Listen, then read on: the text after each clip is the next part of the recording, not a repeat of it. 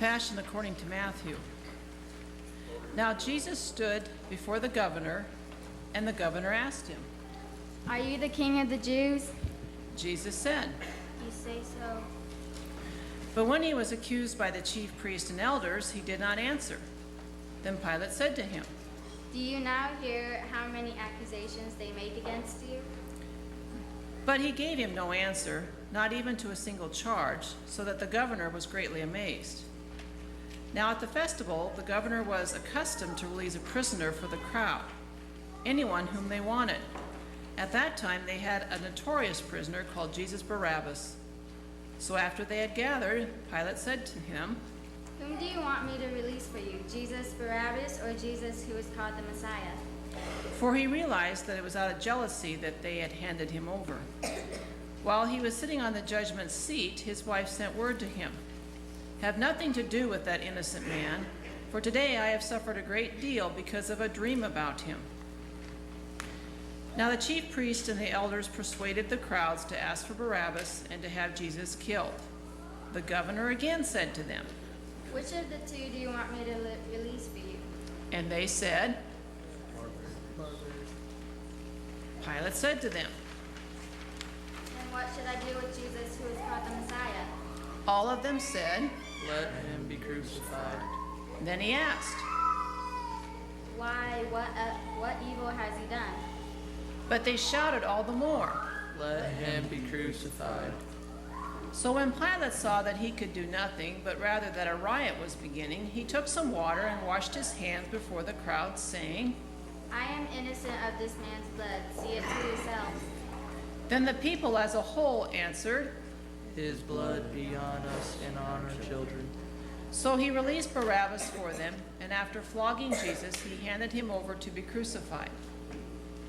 Then the soldiers of the governor took Jesus into the governor's headquarters, and they gathered the whole cohort around him. They stripped him and put a scarlet robe on him, and after twisting some thorns into a crown, they put it on his head. They put a reed in his right hand and knelt before him and mocked him, saying, "Hail, King of the Jews." Then they spat on him and took the reed and struck him on the head. After mocking him, they stripped him of the robe and put his own clothes on him. Then they led him away to crucify him. As they went out, they came upon a man from Cyrene named Simon. They compelled this man to carry his cross. And when they came to a place called Golgotha, which means place of a skull, they offered him wine to drink, mixed with gall, but when he tasted it, he would not drink it.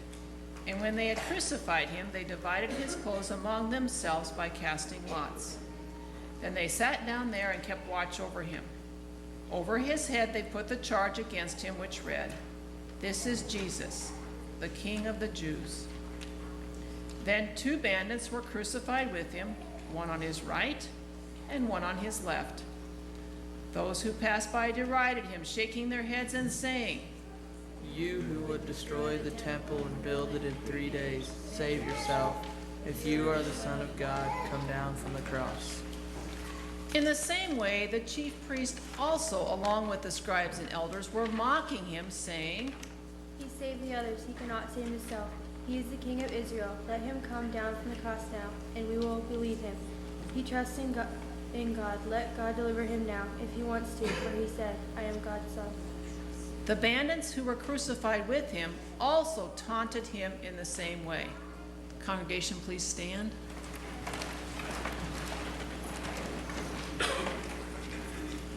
From noon on, darkness came over the whole land until 3 in the afternoon. And about 3 o'clock, Jesus cried with a loud voice, "Eli, Eli, lema sabachthani?" That is, My God, why have you forsaken me?" when some of the bystanders heard it, they said, "The man is calling for Elijah." At once, one of them ran and got a sponge, filled it with sour wine, put it on a stick, and gave it for him to drink. But the others said, "Wait, let us see whether Elijah will come to save him." Then Jesus cried again with a loud voice and breathed his last. At that moment, the curtain of the temple was torn in two from top to bottom. The earth shook, and the rocks were split. The tombs also were opened, and many bodies of the saints who had fallen asleep were raised. After his resurrection, they came out of the tombs and entered the holy city and appeared to many. Now when the centurion and those with him who were keeping watch over Jesus saw the earthquake and what took place, they were terrified and said, Truly this man was God's son. Gospel of the Lord.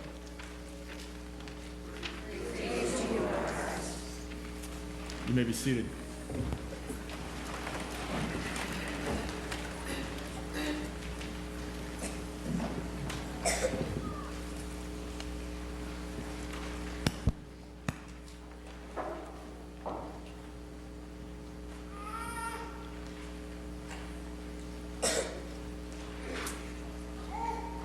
If it were not for the hope of the resurrection,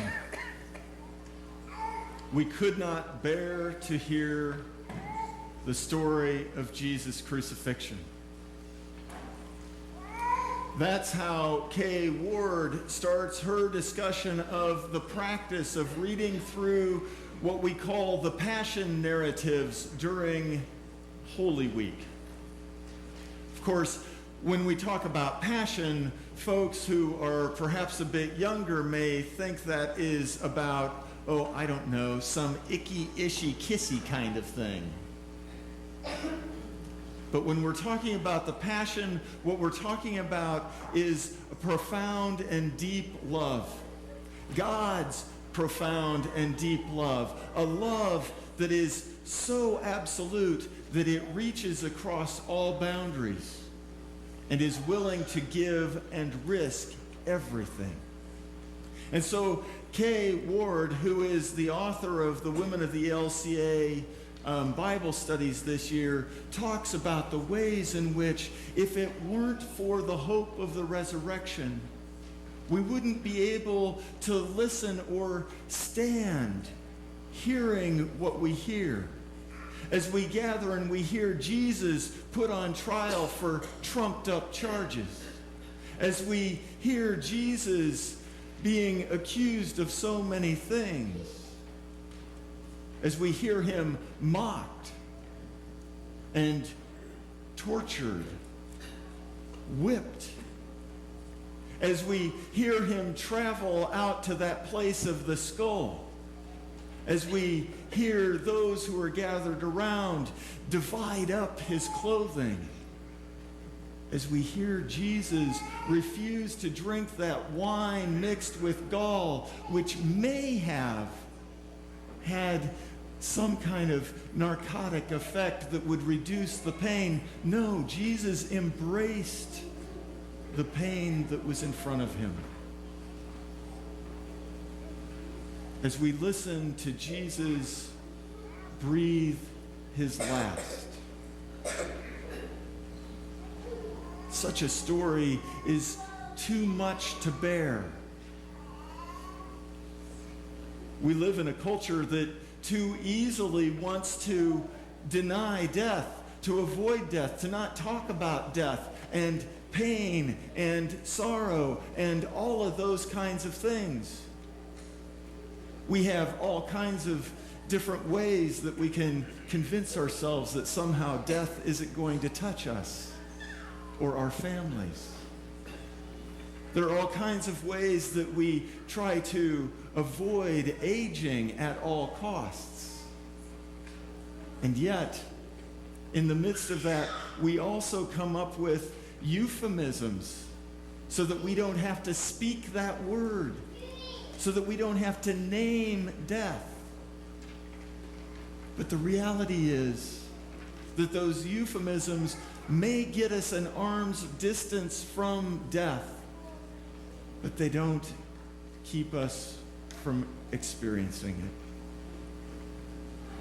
The reality is those euphemisms and all those things that we do to deny and to push back and not experience or whatever, it's still there. It's still a part of our lives. And so what Jesus does for us today is he models and defines a different way. A way that is honest about our reality. that moves toward that reality in a way that trusts that this is not the end. And so today we hear Jesus move precisely into that reality. And as we hear him do that, we also live with the hope. Because what we know is that it is in the midst of that hope that we begin to move into a space where we can hear what is going on, what God is up to. And so we gather today and we hear first that procession, that triumphant procession. Although some scholars aren't so sure that it was all about a triumphant entry of a king. But that's a whole longer sermon than you all are prepared to sit for today. We start at that joyful place and we move to a place where we hear Jesus crucified on the cross. In this, we begin a holy week, a week of embracing the truth of our own reality and the truth of God's deep and abiding love that risks everything for us. And as Jesus does that, we also enter into this holy week where on Thursday we will gather as the community of Christ again. And we will hear Jesus give a commandment as he's offering that final teaching to his disciples, a commandment to love one another. But this love looks like service, serving our brothers and sisters, serving the world. And we will hear Paul describe Jesus repurposing the Passover into a new celebration. A celebration where we receive Jesus' very body and blood, where we receive the gifts of God's grace on a weekly basis in Holy Communion. And as we do that, we will gather with a whole group of young people who will be taking communion for the first time. And so we gather as a community, as we promised when they came to the font for their baptism, we gather with them. And we celebrate with them that they receive the forgiveness and the life and the salvation that comes through that sacrament. On Friday, we gather again. We gather to hear the story told again from a different perspective. We gather at the foot of the cross and we pray. And we acknowledge ways that we were participants in the sin that brought all of this to pass. And we are mindful of God's profound love that reaches deep into our being. It is only when we make that kind of a journey, only when we confront the reality of death and sorrow and loss, only when we follow Jesus' way of honesty, that we then come to next Sunday when we gather for those wonderful and glorious celebrations of the resurrection.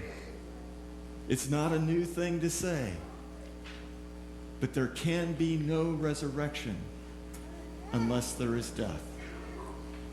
And so this week, we acknowledge the truth that God works the final victory over all that worries us. God works the final victory over death and sin and all that separates us from God. And we gather knowing that if it weren't for the resurrection, there is no way we could bear to hear this story.